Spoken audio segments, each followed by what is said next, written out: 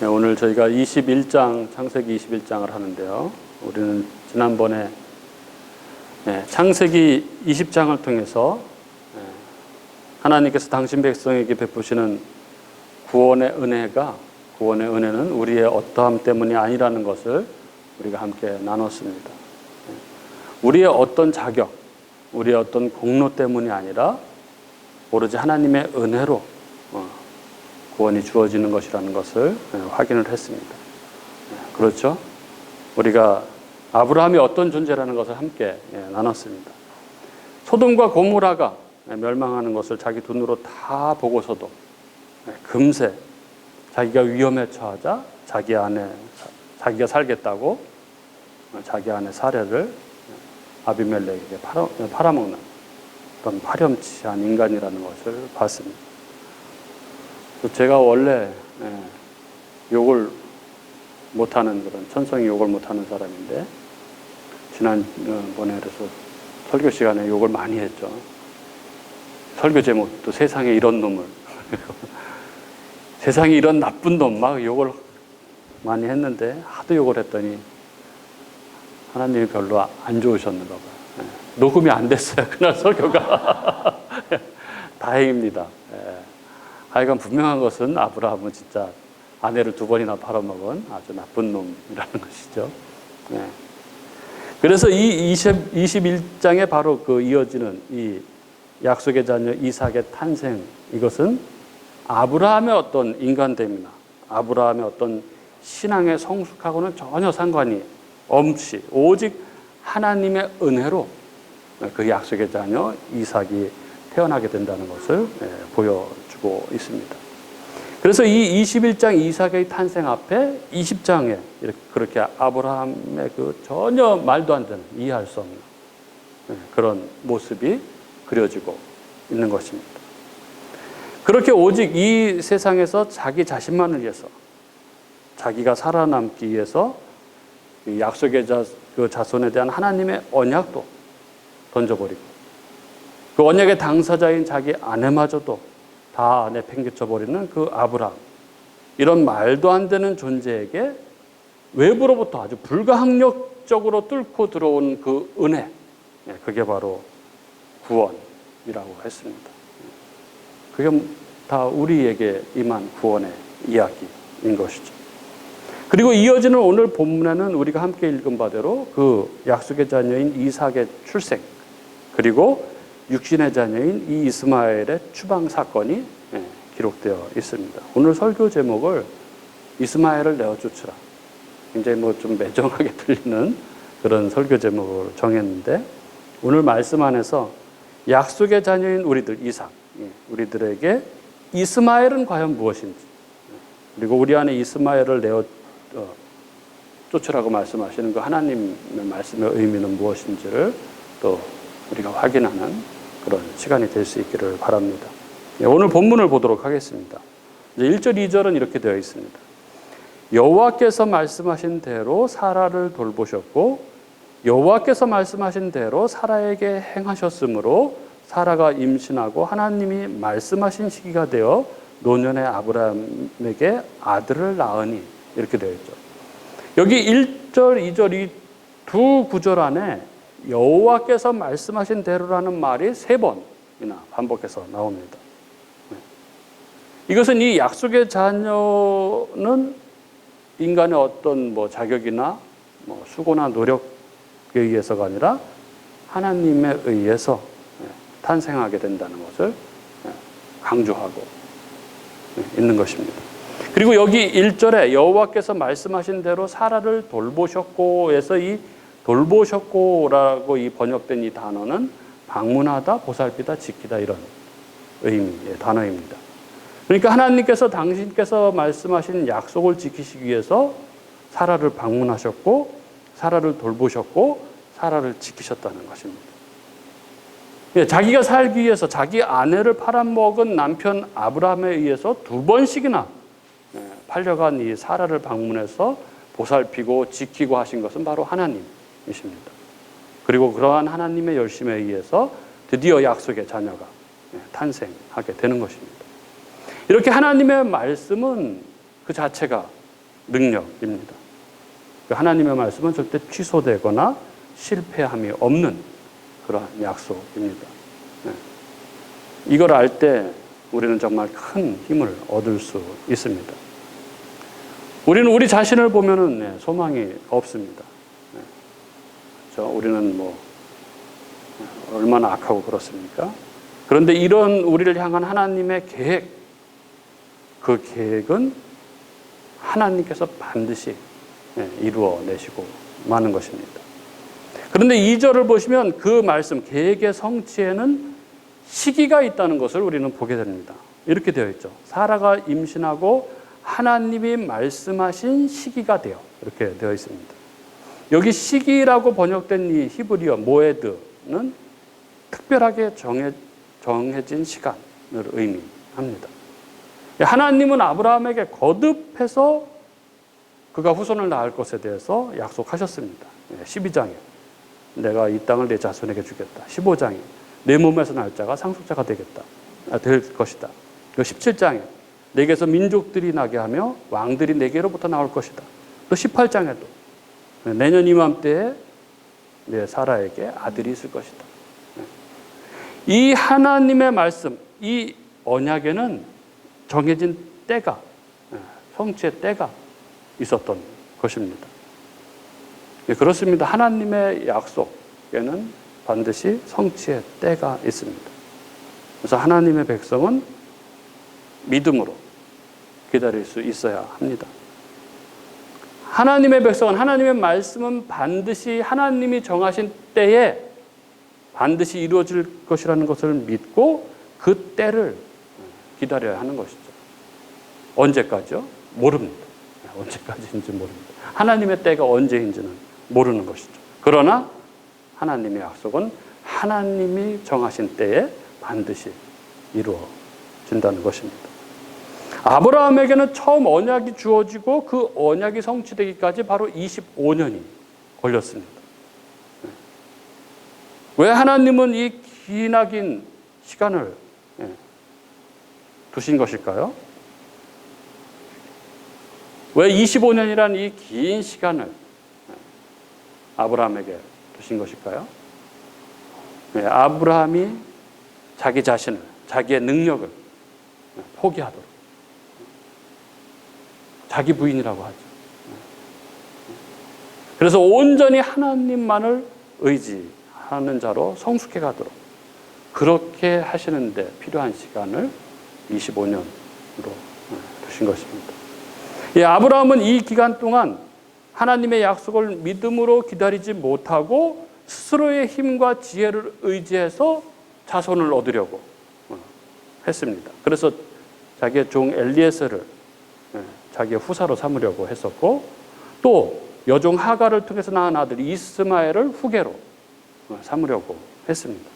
이렇게 아브라함은 계속해서 자신의 힘과 능력으로 이 약속의 자손, 뭐 행복이라고 얘기할 수 있고 뭐 구원이라고 얘기할 수 있는데 이것을 이루어 보려고 했던 것입니다.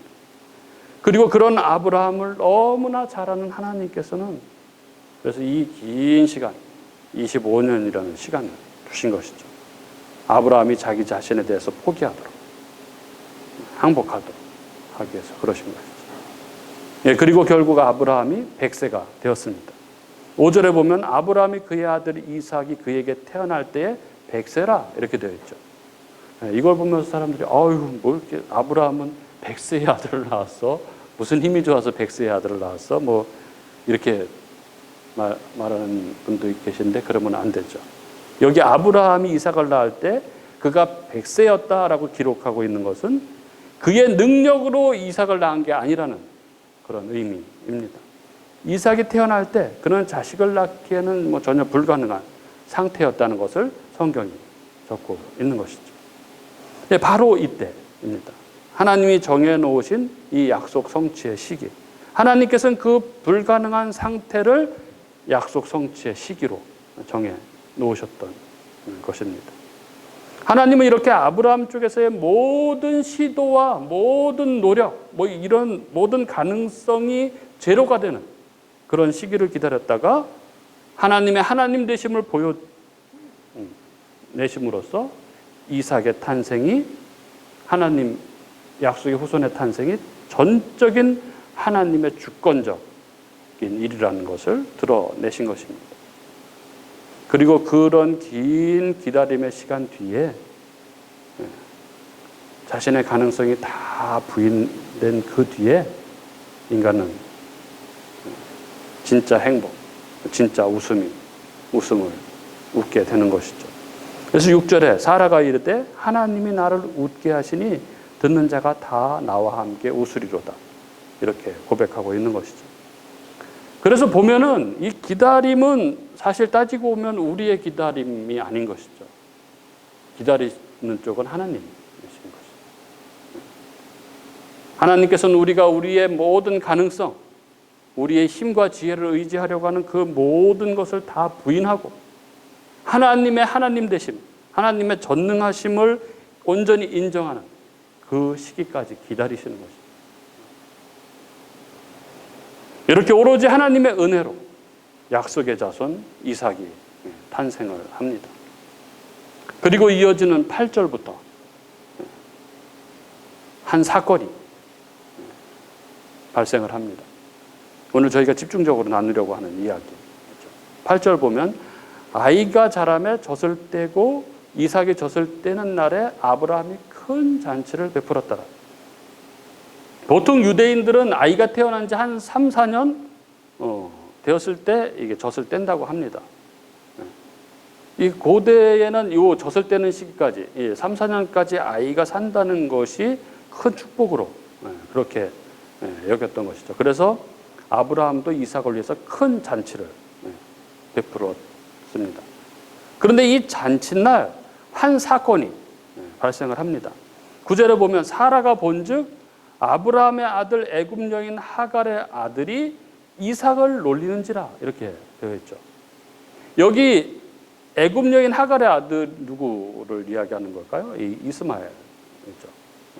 이스마엘이 이삭을 놀리는 것을 사라가 본 것입니다. 이스마엘은 이삭보다 14살 위입니다. 그러니까 지금 이삭이 서너 살 됐으니까 이스마엘은 17이나 18살 된 거죠. 지금으로 따지면 한 고3 정도 다 큰 장성한 아이가 된 것이죠. 근데 이삭을 놀리는 것입니다. 여기 성경이 이삭을 놀렸다 이렇게 적고 있으니까 에이 뭐 조금 놀렸겠지 뭐 이렇게 생각하시는데 아닙니다. 여기 놀렸다라는 말에 쓰인 이 단어가 성경에서 어떤 의미로 쓰였는지 그 용례를 보면은 우리가 이 놀렸다는 게 어떤 의미인지를 보게 됩니다. 놀렸다는 이 차하크라는 이 단어가 어디에 쓰였냐면은 창세기 26장 18절에 이삭이 리브가를 껴안았다 할 때 껴안았다가 이 차하크입니다. 그리고 창세기 39장에 그 14절 17절에 보면 보디발의 아내가 저 히브리 종이 나를 희롱했다라고 쓰인 이 희롱했다가 차하크입니다. 성적인 희롱을 의미하는 것이죠. 다른 예는 출애굽기 32장 6절에 이스라엘 백성들이 모세를 기다리다가 금송아지를 만들어 놓고 뭐 뛰어놀았다. 여기 뛰어놀았다도 차하크입니다. 그리고 사사기 16장 25절에 블레셋 사람들이 삼손을 불러내서 제주를 부리게 하자라고 한 이것도 같은 단어입니다. 그러니까 이런 용례를 볼 때 형이 동생에게 뭐 짓궂게 그냥 뭐 꿀밤 한 대 주고 뭐 이런 개념이 아니라 성적으로 타락한 이 가나안의 나쁜 습관을 흉내내며 성적인 놀이감처럼 그렇게 삼은 것입니다. 네, 자신의 사랑을 다 뺏어가고 자신의 유업을 다 빼앗아간 이복 동생 이삭이 이스마엘은 얼마나 밉고 얼마나 안 이꼽고 했겠습니까? 이 어린 것이 얼마나 가소롭고 했겠습니까? 그래서 아주 성적으로 막 희롱하면서 놀리는 것입니다. 그리고 이것을 사라가 본 것입니다. 사라가 얼마나 눈이 뒤집혔겠습니까? 10절에 그래서 이렇게 이야기하죠. 그가 아브라함에게 이르되 이 여종과 그 아들을 내어 쫓으라. 이 종의 아들은 내 아들 이삭과 함께 기업을 얻지 못하리라. 이렇게 이야기하죠. 사라가 아브라함에게 하갈과 이스마엘을 내쫓으라고 그렇게 요구를 합니다. 예, 이 사라의 행위는 아이를 늦게 낳은 엄마의 히스테리 증상이 아닙니다. 예, 이것은 이삭이 약속의 자녀, 기업을 잇는 자녀로서의 갖는 그 존엄과 아름다움을 이 이스마엘이 다 짓밟고 놀리고 한 이 이스마엘의 불신앙적 행동에 대한 분노, 그리고 이것에 대한 정당한 대처로서의 요구라고 할 수 있는 것이죠. 그리고 이 사라의 강력하고 단호한 요구에 아브라함은 근심합니다. 11절에 보면 아브라함이 그의 아들로 말미암아 그 일이 매우 근심되었더니 이렇게 적고 있죠. 안 그렇겠습니까? 이스마엘을 아브라함이 86세에 낳았습니다. 뭐 종을 통해서 낳았지만 자기 아들은 분명하죠. 그리고 나서 18년 동안, 지금 이삭이 서너 살 될 때까지는 18년 동안 얼마나 사랑했던 아들입니까? 상속자로 생각하고 키워왔던 그런 아들이었던 것이죠. 정말 굉장히 힘들었을 것 같습니다. 이렇게 아브라함이 근심하고 끝까지 버티자 하나님이 개입을 하시죠. 하나님이 나타나셔서 아브라함에게 사라의 말을 들으라 이렇게 말씀하십니다. 그래서 12절에 하나님이 아브라함에게 이르시되 내 아이는 내 여종으로 말미암아 근심하지 말고 사라가 내게 이른 말을 다 들으라. 이삭에게서 나는 자라야 내 씨라 부를 것임이니라 이렇게 말씀하십니다. 그래서 14절 이후에 보면은 아침 일찍 떡과 물 한 가죽 부대를 하갈 어깨에 메어주고 아이와 함께 떠나 보냅니다. 그래서 하갈과 이스마엘은 브엘세바 광야에서 헤매게 됐고, 거기서 물이 떨어지자 이 하갈과 아이가 절망해서 통곡하죠. 그리고 하나님이 이 아이의 소리를 들으시고 이 아이도 큰 민족을 이루게 할 것이라고 하갈에게 약속해 주시고, 하갈이 이스마엘을 애굽 여자와 결혼시켰다 이렇게 이야기가 마무리되죠.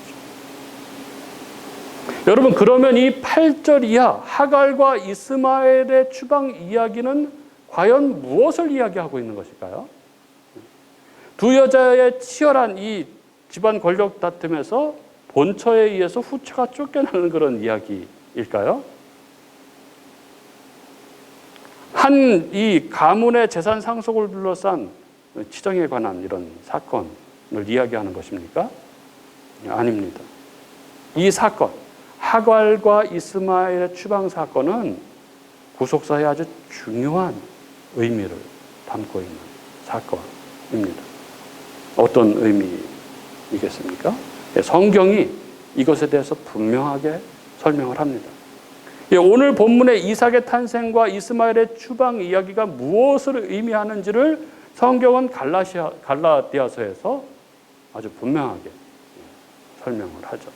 갈라디아서 4장 21절부터 31절을 한번 같이 보도록 하겠습니다. 갈라디아서 4장 21절부터 31절, 굉장히 중요한, 복음적으로 굉장히 중요한 부분입니다. 21절부터 31절 제가 읽겠습니다. 내게 말하라. 율법 아래에 있고자 하는 자들아, 율법을 듣지 못하였느냐? 기록된 바 아브라함에게 두 아들이 있으니 하나는 여종에게서 하나는 자유 있는 여자에게서 낳았다 하였으며, 여종에게서는 육체를 따라 낳고 자유 있는 여자에게서는 약속으로 말미암았느니라. 이것은 비유니 이 여자들은 두 언약이라. 하나는 신의 산으로부터 종을 낳은 자니 곧 하갈이라. 이 하갈은 아라비아에 있는 신의 산으로서 지금 있는 예루살렘과 같은 곳이니 그가 그 자녀들과 더불어 종노릇하고, 오직 위에 있는 예루살렘은 자유자니 곧 우리 어머니라. 기록된 바 잉태하지 못한 자여 즐거워하라. 산고를 모르는 자여 소리질러 외치라. 이는 홀로 사는 자의 자녀가 남편 있는 자의 자녀보다 많음이라 하였으니, 형제들아 너희는 이삭과 같이 약속의 자녀라. 그러나 그때의 육체를 따라 난 자가 성령을 따라 난 자를 박해한 것 같이 이제도 그러하도다. 그러나 성경이 무엇을 말하느냐? 여종과 그 아들을 내쫓으라. 여종의 아들이 자유 있는 여자의 아들과 더불어 유업을 얻지 못하리라 하였느니라. 그런즉 형제들아 우리는 여종의 자녀가 아니요 자유 있는 여자의 자녀니라. 이 갈라디아서는 갈라디아 교인들이 이 복음에서 이탈해서 율법주의적으로 돌아가려고 하는 것에 통탄한 이 사도 바울이 기록한 서신서입니다. 바울은 갈라디아 교인들에게 다시 복음의 진리를 가르치기 위해서 이 갈라디아서를 쓰고 있는 것이죠. 그리고 그의 그러한 의도 가운데 오늘 창세기 21장의 본문이 인용되고 있습니다. 사도 바울은 여기에서 이 복음의 진리를 설명하기 위해서 율법과 대조시키고 있습니다. 특히 그들의 관계를 아브라함의 두 아내 하갈과 사레를 들어서 설명하고 또 그들에게서 난 두 아들 이스마엘과 이삭과의 관계를 비유를 들어서 설명을 합니다. 바울에 의하면 하갈은 율법을 이야기하는 것이죠. 율법의 예표고 사라는 복음의 예표입니다.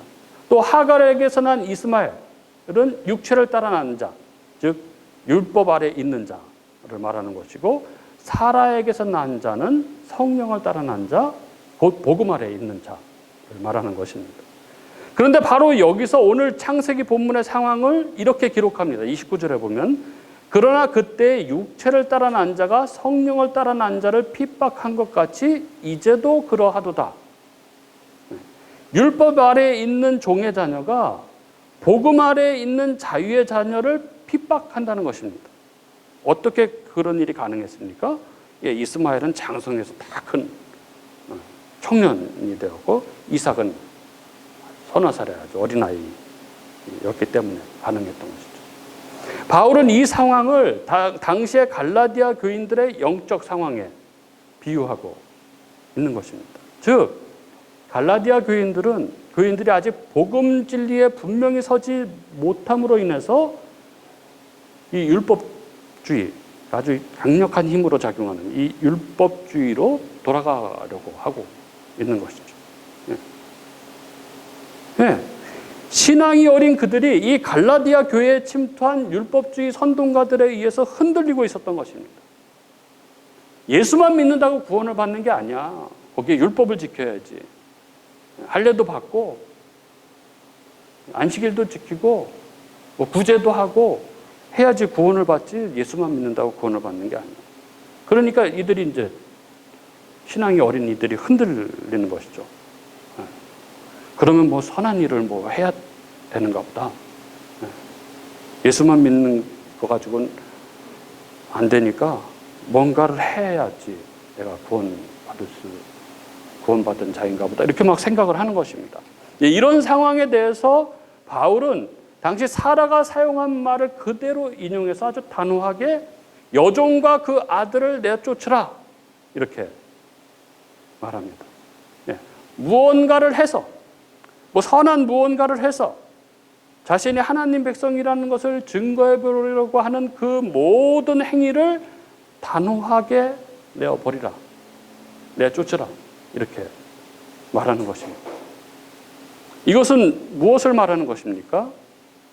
우리가 선을 행하려고 하는 모든 행위를 하지 말라는 것인가요? 그것이 아니죠.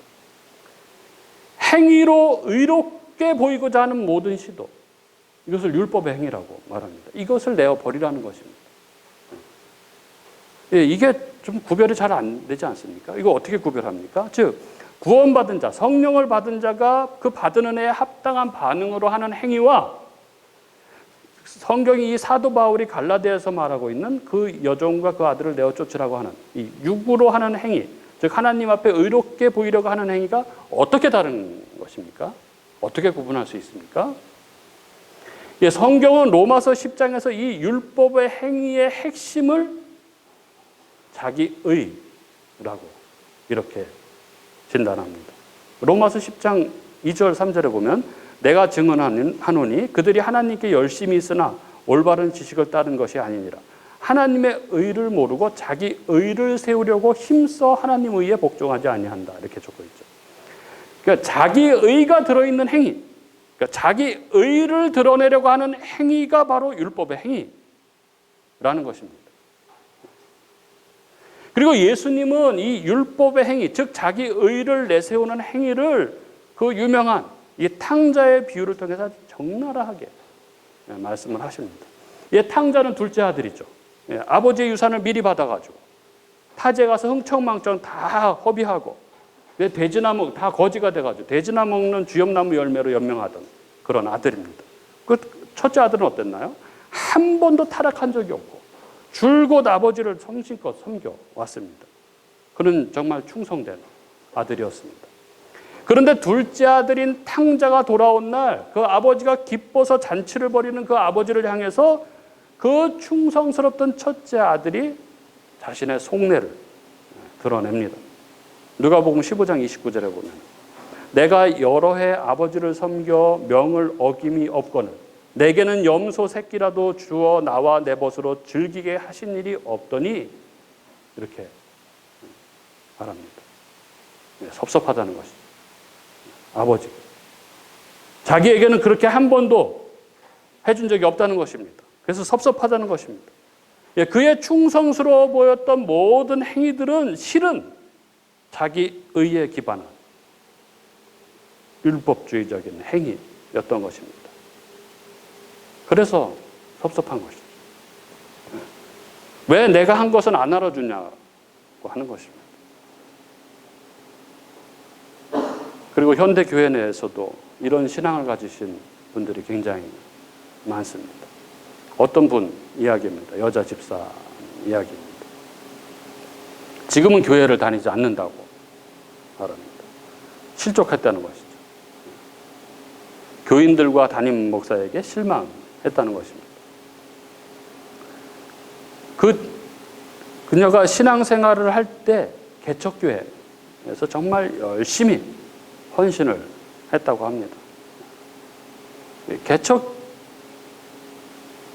개척교회에 자기 가정의 거의 모두를 전 재산을 다 쏟아 부었다는 것입니다. 교회 재정이 약하니까 주일 점심 식사는 다 자기가 몇 년간을 자기가 다 혼자 다 준비를 했다고 합니다. 또 개척교회라서 목사님 사례가 안 되니까 목사님 활동비, 생활비를 다 자기가 충당을 했다고 합니다. 정말 이런 분이 있으신가 봐요. 대단하죠. 이렇게 교회 전반적 사역에 자기의 재산 전체를 전부를 헌신한 것입니다. 시가 쪽에서는 미쳤다고 그런 얘기를 들었다고 합니다. 이렇게 열심히 섬기고 했는데 교회가 어느 시기가 되자 이제 성장하기 시작해서 교인들이 늘어나기 시작해서 장로 한 분과 권사 두 분을 세우기로 했다고 하는 것이죠. 근데 여기에서 이제 사달이 난 것입니다. 지금까지 교회가 성장하는데 자기가 최고의 공로자였습니다. 남편과 식구들의 핍박을 다 견디며 그렇게 헌신을 했습니다. 그런데 목사님과 교우들이 자기보다 훨씬 늦게 들어온 다른 여집사를 권사로 추대를 한 것입니다. 너무나 섭섭하고 너무나 불쾌했습니다. 내가 그동안 그렇게 했는데 어떻게 나를 권사로 세우지 않고 한 것이죠. 그래서 교회를 향한 문이 마음의 문을 닫아버리고 교회를 나와버린 것입니다. 여러분은 어떻습니까? 너무 서운했을 것 같아요. 왜 안 됐지? 저는 이거 싫어하거든요. 왜 안 됐지? 이런 생각도 하는데. 그런데 여러분, 이 섭섭함, 이 서운함의 근본을 파고 들어가 보면은 거기에는 바로 우리 안에 그 죄의 본질, 바로 자기 의가 또아리를 들고 있는 것을 보게 됩니다. 이 섭섭함이 자기 의인 것입니다. 그리고 이런 신앙을 가리켜 예수님께서는 첫째 아들이다 이렇게 말씀하시는 것이죠. 그의 그 충성스러워 보였던 그 행위는 실상 자기 의의 다른 모습의 발현이었던 것입니다. 여러분, 진정 복음의 의로 사는 신앙인들, 진정 은혜를 받은 자가 하는 행위에는 이런 섭섭함이 들어갈 자리가 없습니다. 아니, 잠시 사람이기 때문에 섭섭한 마음이 들기도 하죠.